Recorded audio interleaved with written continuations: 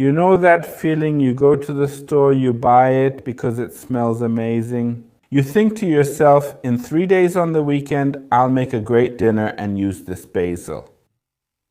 And after those 3 days, you see black leaves and an empty pot, and then you think, I don't have a green thumb, but that's not really the case.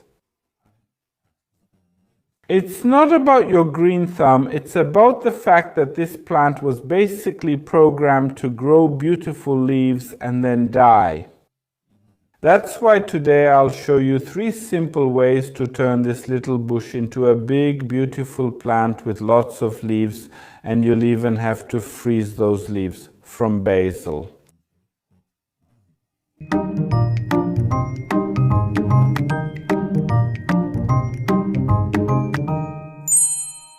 I love the smell of basil, especially at home in the kitchen. When that scent spreads around, it just feels so nice and pleasant.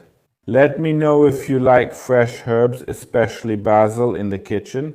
And make sure to subscribe to the channel so you'll find out what will be made from this basil in 5 or 6 weeks, because I'll probably show you what my basil seedling looks like in about 5 weeks. My dear friends, take a look. In this pot, which is about 8 cm in diameter, the producer put in 50 seeds, and from those 50 seeds we have this whole pot. So it's like putting 50 people in one elevator. It's cramped, there's no way to breathe, there's no light, and there's no way to take in. And why is there no way to take in water? In a moment, I'll cut open this pot and you'll see what's inside this pot.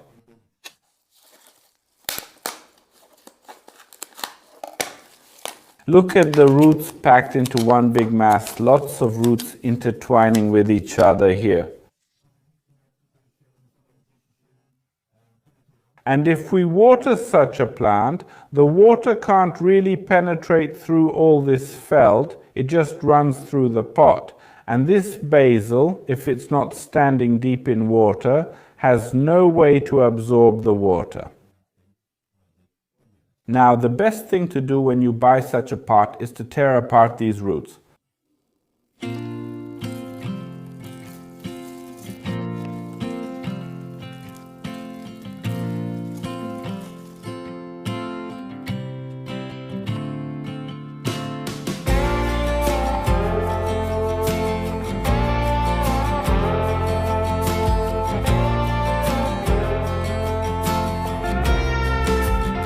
Don't be afraid to do this. Basil is much more resilient than you think. It's just that the image of dying basil makes us think it's super delicate. Normally it's a large shrub that grows beautifully, so breaking or separating the roots like this is fine. It's not a big shock for it, but it will definitely help us grow many basil branches from just one pot. I've divided it into these 4 parts. Look, I have this one seedling that I'll be planting in a new pot. The pots don't have to be much bigger, because remember, it was growing all together in one pot, but here we're putting just one part into a new pot. It would be good if you planted it a bit deeper than it was growing in that production pot. That's because basil will grow roots from these stems and it will stabilize it much better, so we put it into the pot. And now there's another important thing. Of course, just like with many other plants, as I showed in the last episodes, how do you make a new mix? Yes, in the case of basil, it would be good to add something to help with drainage, like perlite, vermiculite, or expanded clay. Basil. It loves to drink, but it hates when its roots sit in water.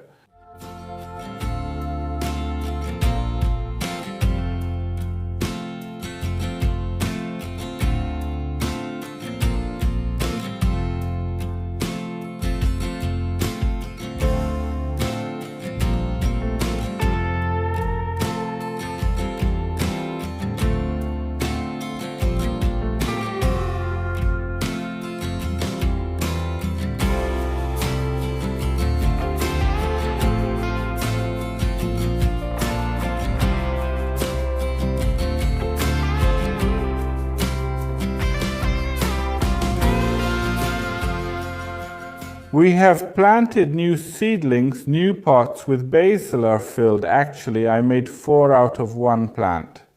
And now something that is the most important thing from the basil's perspective and from your perspective as well. If you have basil like this, you usually trim or pick off the largest leaves from the bottom. And that's absolutely a mistake, because then you're depriving the plant of its so-called solar panels, meaning the parts that collect light and photosynthesize. Something that's very important for this plant, so you should do it completely differently. Look, a plant like this on these stems, somewhere deep next to those biggest leaves, has these tiny buds, and those buds are new shoots. That's why it's best to cut off the top part of the basil, and I'll tell you in a moment what to do with it, and then those little buds get the message, hey, the top has been cut off, now we can take the lead. And after just a few days, you'll have new shoots, and if you trim them again, soon you'll have a big, huge ball of basil.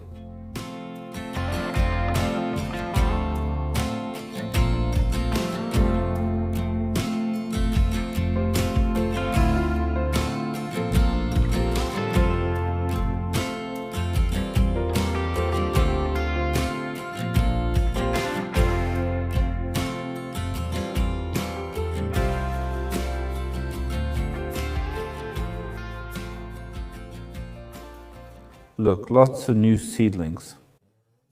Actually, I trimmed these shoots by literally ½ centimeter, maybe even a little less, just above these buds, because soon they'll start sprouting and growing and they'll start forming a new shape. As for the shoots I trimmed here, I put them in water, and in about 10 days I'll have root systems on these shoots.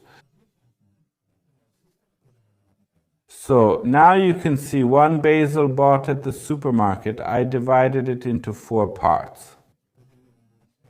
Here I have 3 planted, but in a moment I'll add another pot with the shoots that were nicer. This one was already a bit weaker. I'm trimming the top ones, leaving them with those big leaves. They'll start growing soon, and now I have 4 big ones like that. As for these, in 10 days I'll have, let's say, each shoot, I'll put 3 shoots in 1 pot, so I'll have another 4 pots of basil. So from 1 basil plant I'll actually have 8 pots. Will I eat all that? I don't know, but I can always freeze it. So follow me on Instagram too, because I'll show the results, how the basil looks after 10, 15 and 20 days.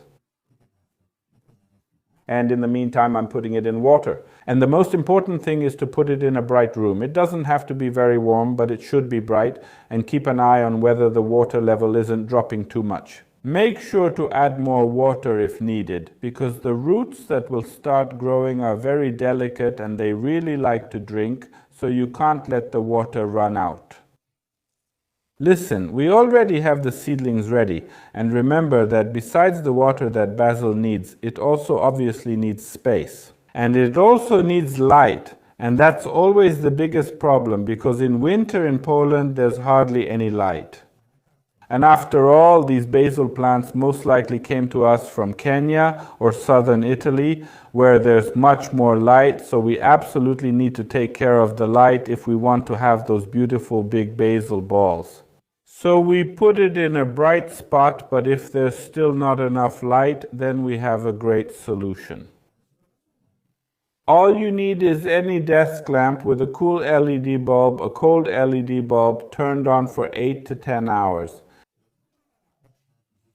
Above such basil, and then the basil will think it's in the middle of summer in Tuscany and will really start to grow quickly.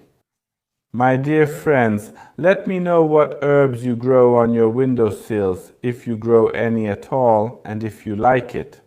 And if you also have the same problems as I showed at the very beginning.